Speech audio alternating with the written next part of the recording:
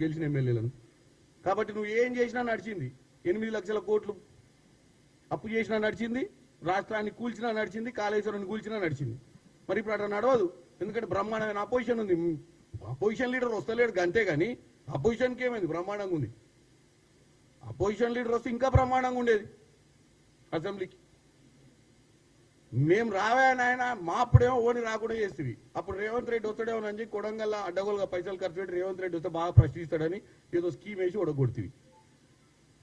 నీకు 2018 నుంచి 2023 దాకా బ్రహ్మాండంగా ఎంజాయ్ చేసినావు పవర్ని.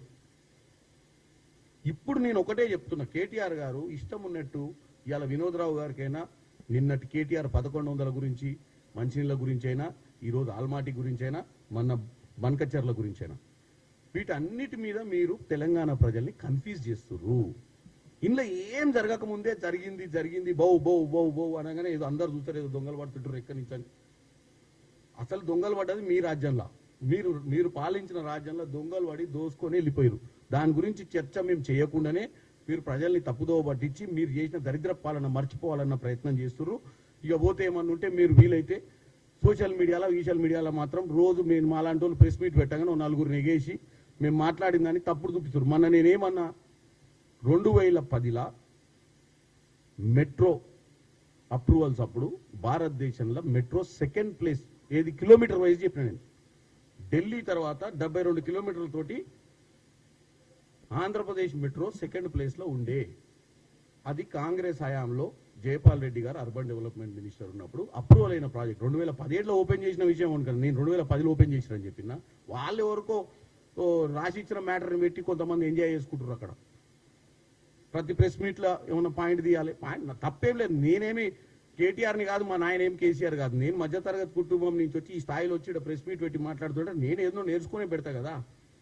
దాంట్లో మీరు నన్ను ఇంత పాపులర్ చేసిందే మీ సోషల్ మీడియా. అసలు మీకు థ్యాంక్స్ చెప్పాలి నేను, లేకపోతే నన్ను ఎవడు గుర్తుపట్టేటోడు. నేనేదో ప్రెస్ మీట్ పెట్టుకొని పోతే నేను పెట్టిన ప్రెస్ మీట్ 3 రోజులు నడిపిస్తారు మీరు.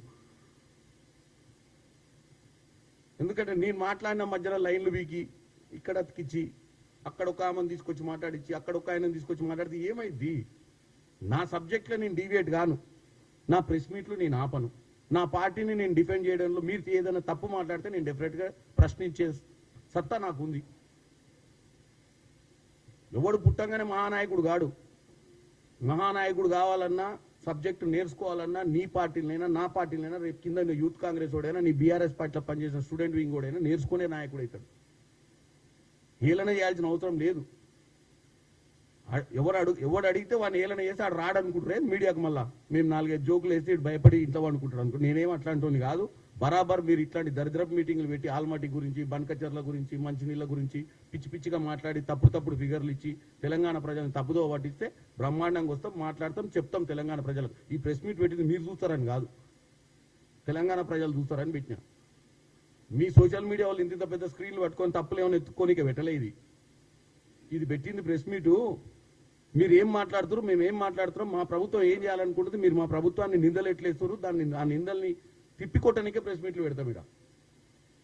కాబట్టి నేను ఒక్కటే చెప్తున్నా తెలంగాణ ప్రజలకు, కర్ణాటక ప్రభుత్వము ఎట్టి పరిస్థితుల కర్ణాటక ప్రభుత్వము 100 టీఎంసీల నీళ్లు నిల్వ చేసుకునే ప్రయత్నం చేసినా 519 నుంచి 524 పెంచినా సుప్రీంకోర్టులో మ్యాటర్ ఉంది. సుప్రీంకోర్టులో బరాబర్ ఫైట్ చేస్తాం. మాకు చిత్తశుద్ధి ఉంది. మీకంటే ఎక్కువ చేస్తాం. మీ హయాంలో ఏం చేసిరో అన్నిప్పుడే చెప్పిన 299 టీఎం అన్నిటి గురించి ఇంతకంటే ఎక్కువ చెప్ప. దయచేసి తప్పుడు ప్రచారం చేయకండి. తెలంగాణ ప్రజలు వాళ్ళ తప్పుడు ప్రచారం వినకండి.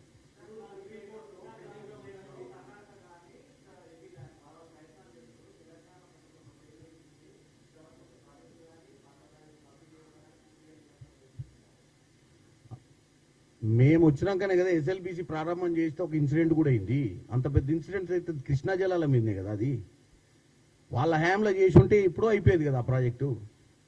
వాళ్ళ హయాంలో ఏం చేసిరా? కాళేశ్వరం తప్ప ఏం చేయలేదు. వాళ్ళ హయాంలో ఏం చేసిరంటే వాళ్ళకు అజెండా ఉండే, ప్రాజెక్టుతో పాటు కమిషన్లు కూడా తినే ప్రాజెక్టును చేయాలన్న పట్టుదలతో పనిచేసిరు వాళ్ళు. ఎట్లా తినాలి, ఎట్లా లక్షల కోట్లు ఖర్చు పెట్టాలి, దాంట్లో ఎట్లా కమిషన్ బుక్కాలన్న ఆలోచన వాళ్ళది. ఆయన ఏమంటాడు ఏమంటే కాళేశ్వరం లాంటి ప్రాజెక్టు కట్టేందుకు కేసీఆర్ కట్ట అవార్డు ఇస్తారట. ఇక్కడ తీసుకుపోయేది భారతరత్న అవార్డు.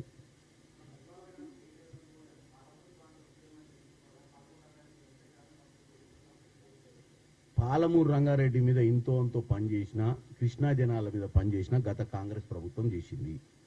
10 ఏళ్ళు వీళ్ళ హయాంలా కృష్ణాని ఎండబెట్టిర్రు.